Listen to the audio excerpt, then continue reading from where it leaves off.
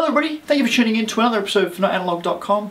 Today I'm looking at the Jawbone Up. Now it is a wristband or a bracelet or whatever you would like to call it, but it is actually a very smart one. It monitors your life. So what it really does is it keeps track of your movements, so how you're walking, how many steps you're taking each day, and it also monitors your sleep. So it does sleep tracking, so it tells you later on you can actually see how well you slept. Now I'll get into that a little bit more as well. Now just looking at the device itself, it's very simple. On one end you've got a little push button, which is where you do most of the controls, for example telling it when you're going to bed, telling it when you're now awake, and also another function for telling it when you're about to do physical activity, so it logs that separately.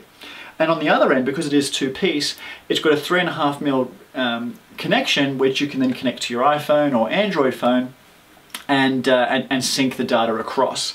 The actual device itself has got a couple of LEDs underneath the band which will help indicate when it's in night mode or in active mode, but it doesn't give you any information besides that, and that's definitely one of the cons, is that it doesn't have a readable display on how many steps I've done just by looking at the band, nor does it have like a watch. There's no clock on there, for example, so I'm wearing it on my wrist, but it's not a watch. It doesn't actually tell me anything. It's just a fashion accessory of some sort. Now, to get to the pros and cons of the Up, because most of you probably already know what the Up is if you're actually watching this, some of the pros: it's so easy to use. Like I said, a simple push button. You plug it into your phone, the data syncs across, and it's viewable and it looks really amazing. Really nice app, very good. It comes in a variety of sizes, small, medium and large. The most heaviest one is about 23 grams, so it's not a burden to wear it.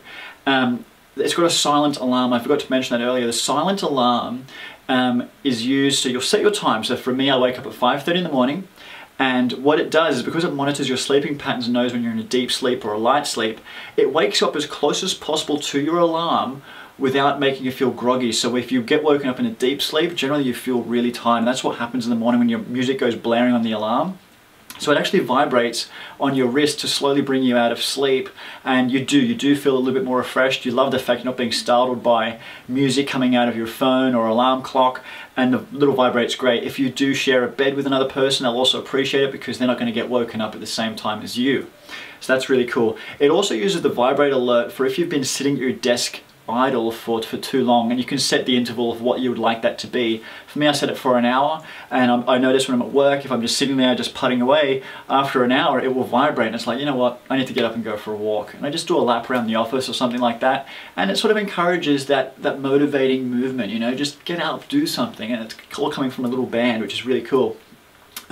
The step count is very accurate. I also tested it while I was using a pedometer, a really cheap pedometer, which just tracks steps, and they were very close in terms of the amount of steps that were recorded. So yes, it still works really good just for that function. The metrics are amazing. When you plug it into the phone, there's so much data which is available, especially when you get your sleep, and you can sort of see how much deep sleep you had. It's really interesting how much you woke up throughout the evening. Really in-depth information, and that's quite interesting to look at. It's waterproof, so you can take this in the shower. The idea is that you don't ever need to take it off. You wear it to bed, wear it to work, wear it in the shower, just non-stop. It's very durable. You know, you don't feel like you're going to break it. You can bend it and things like that. Now, because of the shape, because it is in this odd non-connecting shape here in the middle, it's a pain to wear when you're wearing sleeves. So if you put this on before you put your shirt and jacket on, for example, it just grabs, and then if you try and take your jacket off, it's just grabbing again, and it sort of feels like, God, I just want to take it off. I wasn't comfortable wearing it in the shower. It's just weird to me wearing a gadget in the shower. It kind of freaked me out, but it is very easy to put on and put off, so it's not a problem. Now, the app itself, you can log your meals in there, which is great because then you get a really good idea of how many calories you've burnt throughout the day and how much you've consumed. And it's got a barcode scanner. A lot of Australian foods just weren't picked up, so I tried scanning a lot of barcodes. Sometimes it's like, I don't even know what you're talking about. What is this? So you have to enter it in manually, which isn't that difficult to do, but it's just one of those things that I've seen in other apps like MyFitnessPal, where it's very easy to do, and it recognizes almost every food I've ever scanned. What else is particularly not that great about it? You have to connect it to your phone to actually sync data, and I mentioned before that you can't read anything off it, so you do have to connect it to your phone. And that's just a little bit annoying because it's like twice a day. You're gonna unplug it, plug it in just to get your data, and that's kind of frustrating. It only charges from a special USB connection on your computer. You can't charge it from the phone. So one of the things I was thinking was, well, I'm sitting in the car driving to and from work every day. That's a great time to charge it, but I couldn't. It would have been great if I could just plug it into my phone while I'm driving, which is also plugged into a car charger, and I would actually get a full charge on my band, but not possible. It doesn't pair with heart rate monitors and things like that. Now, because it's a fitness tracker, for me, I go running and things like that throughout the day. I was still using a separate heart rate monitor, separately logging it in a different app, and I just couldn't do that with this. This really is kind of standalone in that respect. It does integrate with a lot of apps now. As I got the review unit, then these new functions started to come. So you can now connect it with things like MyFitnessPal, a whole bunch of weight and scale apps and things like that, which is great because now the activity that I do on this syncs within MyFitnessPal, which is good. So I still log my meals in MyFitnessPal because it's better at it, but the activities do sync across. But it's not perfect. The integration isn't that great. Sometimes it doesn't sync from one way to the other and vice versa. It's just certain activities do and don't. It's a bit finicky. And as a result, I mentioned with apps, it's only compatible with iOS and Android at the moment. Windows Phone, BlackBerry, you guys miss out. But when I say iOS, it's literally like iPads, iPod Touch, the works, which is great, even all the way to the iPhone 3GS, which is good.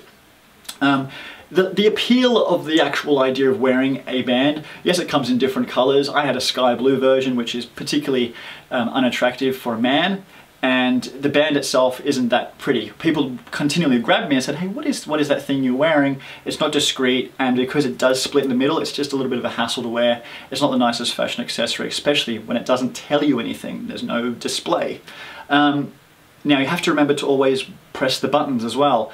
The other night I went to bed, forgot to tell it that I was going to sleep. As a result, it didn't log my sleep. It just thought that I was idle for the whole evening.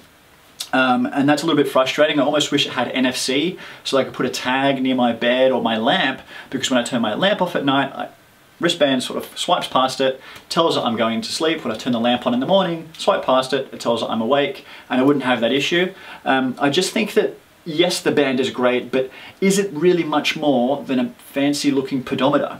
When I have a pedometer, yes, I have to enter my steps manually into my apps and things like that, but that's really the biggest convenience, is I'm plugging it in and doing that. The one thing which it does do, which nothing else I've found does for me yet, is the sleep tracking, which it does amazingly well, and a silent alarm. For those two reasons, I'll continue to wear one of these.